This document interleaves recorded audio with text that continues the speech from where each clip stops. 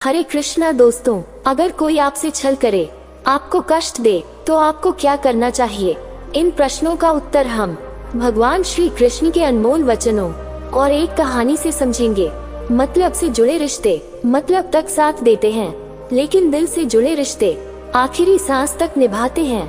अच्छा काम करते रहो, चाहे कोई सम्मान करे या ना करे, क्योंकि सूर्योदय तब भी होता है जब करोड़ों लोग सोए रहते हैं। दुनिया में हर एक काम आसान है, केवल अंदर से आवाज आनी चाहिए। हमेशा मेहनत और उस परमात्मा पर विश्वास रखना इस सफलता का सूत्र है। जीवन में सबसे बड़ी गलती वह है जिस गलती से हम कुछ सीख नहीं पाते। जो व्यक्ति अपने मन को काबू में कर सकता है, वह जिंदगी में कुछ भी कर सकता है। इंसान की अच्छाइयों पर सब खामोश रहते हैं, लेकिन चर्चा अगर बुराई पर हो तो गूंगे भी बोल पड़ते हैं। श्री कृष्ण कहते हैं, तुम्हारे बीते हुए कल को तो मैं ठीक नहीं कर सकता, लेकिन तुम वर्तमान में अगर अच्छा काम करोगे तो तुम्हारा आने वाला कल जरूर उजागर करूंगा। झूठी बातों पर लोग आपकी वाहवाही करेंगे, वही लोग आपको तबाह करेंगे। बुरे से बुरा क्या होगा, हम तो हमेशा ही सोच लेते हैं, मगर अच्छे से अच्छा क्या होगा, हम ये कभी नहीं सोचते। जो ईश्वर रात को पेड़ पर बैठे पक्षियों को कभी गिरने नहीं देता, तो सोचो वह तुम्हें अकेला और बेसहारा कैसे छोड़ सकता है। आज के जमाने में कोई अपना नहीं होता, सिर्फ लोग तब तक साथ देते हैं जब तक उनका स्वार्थ होता है। अगर कोई अकेला है तो इसका मतलब यह नहीं कि उसे कोई पसंद नहीं करता, बल्कि वह अकेला इसलिए है क्योंकि उसने दुनिया की औकात जान ली है। एक बार राजा और उसका मंत्री तलवार को साफ कर रहे होते हैं। तलवार को साफ करते समय अचानक राजा के पैर पर तलवार गिर जाती है और राजा की पैर की उंगलियां कट जाती है। उस राजा को उंगली कटने के कारण बहुत ही तकलीफ हो रही थी, बहुत ही दर्द हो रहा था, लेकिन उसका मंत्री कहता है, शांत रहिए महाराज, जो कुछ भी होता है अच्छे के लिए होता है। राजा को ये बात सुनकर गुस्सा आ जाता है। वह मंत्री से कहता है कि मेरी अंगुली कट गई और तुम कह रहे हो अच्छे के लिए हुआ। वह मंत्री राजा को समझाने की कोशिश करता है, पर वह नहीं मानता और बिना सुने गुस्से के कारण मंत्री को काल कोठरी में बंद करने का आदेश दे देता है। पर मंत्री को इस बात का कोई दुख नहीं था। उसका अभी भी यही कहना था कि जो होता है अच्छे के लिए होता है। वह अपनी खुशी से ही अपने आप को सैनिक के हवाले कर देता है। राजा इस बात को सुनकर चौंक जाता है, सोचता है कि मेरा मंत्री कितना मूर्ख था। उसे लग रहा था कि मैंने उसे अच्छाई के लिए कैद कर दिया। इस घटना को 3 महीने बीत जाते हैं। एक दिन राजा अपने सैनिकों को लेकर शिकार करने के लिए जंगल में जाता है। राजा को एक हिरन दिखता है। हिरन का पीछा करते करते राजा घने जंगलों में चला जाता है।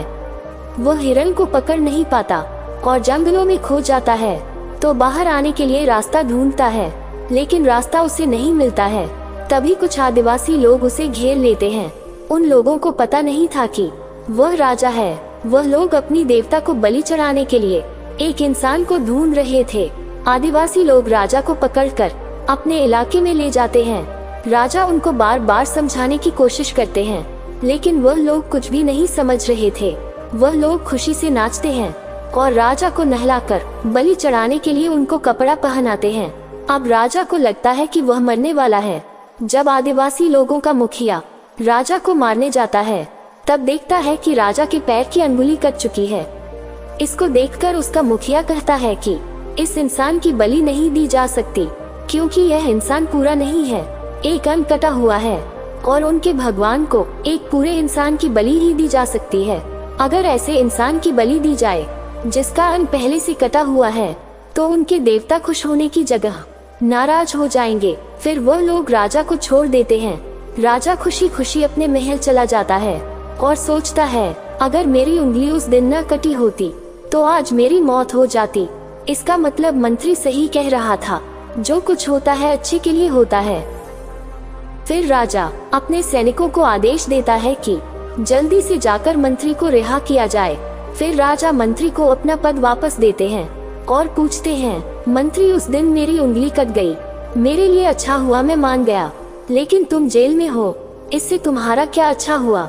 मंत्री खुशी खुशी कहता है, महाराज आप शिकार के लिए जाते तो आपके साथ मुझे भी आना पड़ता, और अगर मैं आपके साथ जाता तो वे लोग मुझे मार देते। मंत्री की बात सुनकर राजा को समझ आता है कि जो भी हमारे जीवन में होता है वह अच्छे के लिए होता है। अगर हम अपने जीवन में देखें तो हमारे जीवन में भी कुछ मुश्किलें आती है, हम उनका सामना नहीं करते, हम उनको ही दोष देते हैं। यह मुश्किलें हमें आगे बढ़ाने और मजबूत बनाने के लिए ही आती है। हमें हर मुश्किलों को सकारात्मक तरीके से ही देखना चाहिए, क्योंकि हर चीज कुछ ना कुछ सीखा कर ही जाती है। तो दोस्तों, इस कहानी के माध्यम से हम आपको यही समझाना चाहते हैं कि हर व्यक्ति के जीवन में सुख और दुख आते जाते रहते हैं, और जो होता है अच्छे के लिए होता है। कोई हमें कष्ट नहीं दे सकता। ईश्वर हमारे साथ बुरा भी हमारे अच्छे के लिए ही करते हैं। अगर आपको यह वीडियो पसंद आया हो तो इसे लाइक और शेयर जरूर करें। साथ ही ऐसे ही और वीडियो देखने के लिए चैनल को सब्सक्राइब जरूर करें।